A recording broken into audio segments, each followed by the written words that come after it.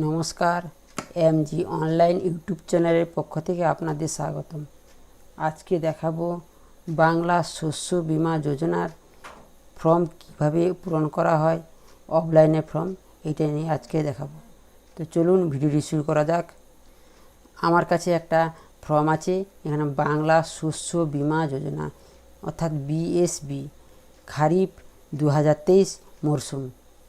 এই ফর্মের এই লেখা আছে মধ্যস্থতাকারীর বিবরণ। এইখানে কোনো কিছু করতে হবে না। এইখানে নিচের দিকে আছে কৃষকের নাম। এইখানে কৃষকের নাম এখানে লিখতে হবে। লেখার পর এখানে পিতা, মাতা বা স্বামী, অভিভাবকের নাম, এখানে অভিভাবকের নামটা এখানে দিতে হবে। দেওয়ার পর এখানে বয়স, এখানে বয়সটা দিতে হবে। বয়স কত, যে কৃষক আছে তার বয়স কত, এখানে বয়সটা দিতে হবে। বয়সটা দেওয়ার পর এখানে লিঙ্গটা সিলেক্ট করতে হবে, পুল্লিঙ্গ কি স্ত্রীলিঙ্গ। এখানে সিলেক্ট করার পর এখানে ভোটার কার্ডের নাম্বার এখানে এন্ট্রি করতে হবে। ভোটার কার্ডের নাম্বারটা লেখার পর এখানে জাতি, সাধারণ, তফসিলি, উপজাতি, ওবিসি কি কাস্ট অথবা জাতি, এটা লিখতে হবে। লেখার পর এখানে মোবাইল নাম্বারটি এখানে দিতে হবে। মোবাইল নাম্বারটা দেওয়ার পর এখানে আধার কার্ডের নম্বর লিখতে হবে।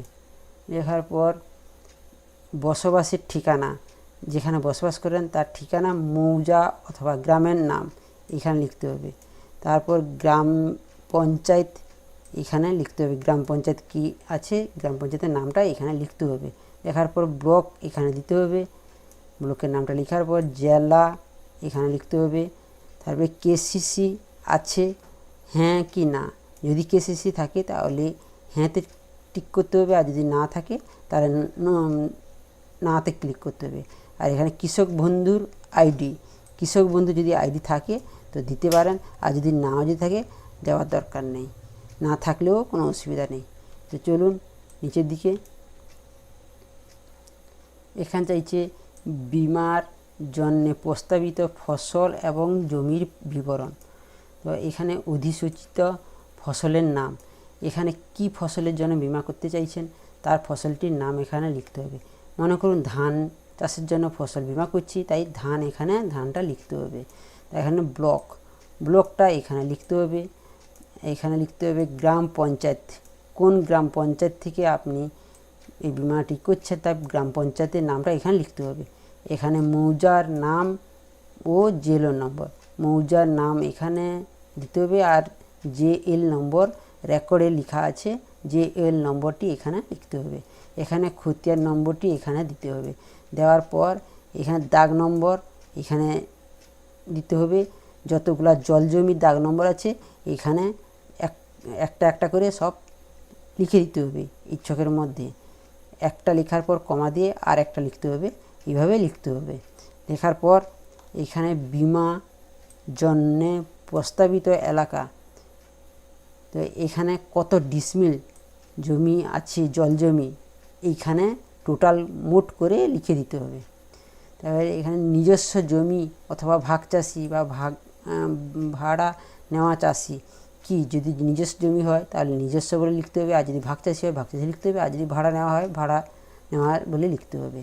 এখানে ফসল রোপণের সম্ভাব্য রোপণের তারিখ, কত তারিখ ফসল রোপণ করা হয়েছে তার আনুমানিক একটা তারিখ এখানে লিখতে হবে। লেখার পর এখানে ব্যাংকের, কৃষকের ব্যাংকের বিবরণ, কৃষকের ব্যাংকের বিবরণ, আধার সংযুক্তিকৃত ব্যাংক অ্যাকাউন্ট, ব্যাংকের কৃষকের নাম এখানে দিতে হবে। ব্যাংকের পাসবই অনুযায়ী, ব্যাংকের পাসবই যে নামটি আছে সেই নামের অনুযায়ী এখানে নামটি লিখতে হবে। লেখার পর ব্যাংকের নাম, যদি স্টেট ব্যাংক হয়ে থাকে তাহলে স্টেট ব্যাংক লিখতে হবে, যদি পাঞ্জাব ব্যাংক হয়ে থাকে পাঞ্জাব ব্যাংক লিখতে হবে। ব্যাংকের নাম এখানে দিতে হবে। এখানে ব্রাঞ্চের নাম, তো ব্যাংকটি কোন জায়গায় আছে তার ব্রাঞ্চের নামটি এখানে দিতে হবে। ব্যাংকের অ্যাকাউন্ট বই থেকে দেখে দেখে লিখতে হবে। তবে অ্যাকাউন্ট নম্বর, এখানে অ্যাকাউন্ট নম্বরটি এখানে দিতে হবে। এখানে আইএফসি কোড, ব্যাংকের অ্যাকাউন্ট বইতে আইএফসি কোড আছে, লেখা আছে, ওরা দেখে এখানে লিখতে হবে। তাহলে ব্যাংকের অ্যাকাউন্টের ধরন, তো সেভিং অ্যাকাউন্ট যদি হয়ে থাকে সেভিংও লিখতে হবে, বা ক্রেডিট অ্যাকাউন্ট যদি হয়ে যায়, কারেন্ট অ্যাকাউন্ট যদি হয়ে থাকে কারেন্ট অ্যাকাউন্টও লিখতে হবে। এবার আসছি কৃষকদের দাখিলযোগ্য নথি, কি কি ডকুমেন্টস লাগবে। কেওয়াইসি নথি, ভোটার আইডি কার্ড এবং আধার কার্ড। ভোটার কার্ড বা আধার কার্ডের জেরক্স এখানে লাগবে। আর পাসবইয়ের ফার্স্ট পেজটার জেরক্স, প্রথম পেজটার জেরক্স এখানে দিতে হবে। দেওয়ার পর খতিয়ান অথবা পর্চা অথবা পাট্টা বা দলিলের জেরক্স এখানে দিতে হবে। আর যদি ভাগ চাষি হয়ে থাকে তো ভাগ চাষি যে জমি না থাকলে জমিতে চাষের ভাগ চাষের অঞ্চল থেকে লেখা শংসাপত্র এখানে দিতে হবে। দেওয়ার পর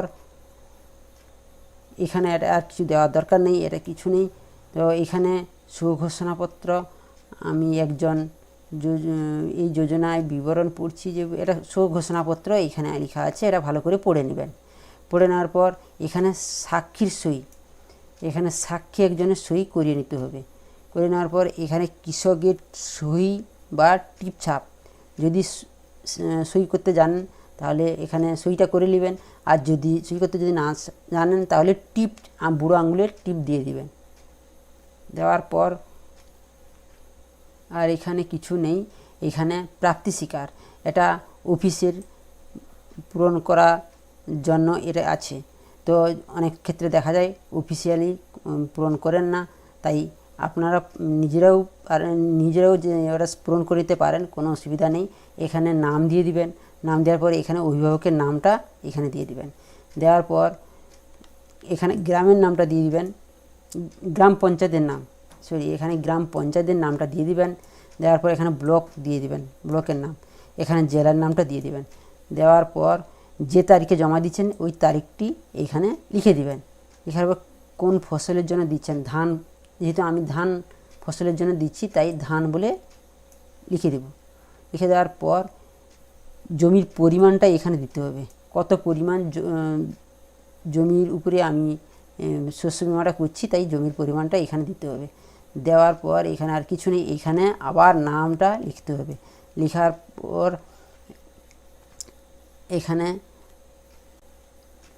এখানে ব্যাংকের নামটি দিতে হবে। নাম দেওয়ার পর এখানে শাখা, ব্যাংকে কোন জায়গায় ব্যাংকটি আছে ওই জায়গার শাখার নামটি এখানে দিতে হবে। দেওয়ার পর এখানে অ্যাকাউন্ট নম্বর দিতে হবে। আর এখানে কিছু করার দরকার নেই। এখানে অনুমোদিত স্বাক্ষরকারী সই ও সিল মোহর এখানে অফিস স্বাক্ষর করে দিয়ে দিবে। এই অংশটিকে অফিস রিসিভ করার সময় এই অংশটিকে ছেড়ে কাগজটিকে আপনাকে দিয়ে দিবেন। এই হচ্ছে শস্য বিমা ফর্ম পূরণ করার পদ্ধতি। তো ভিডিওটি যদি ভালো লেগে থাকে সাবস্ক্রাইব করুন, লাইক করুন, কমেন্ট করুন।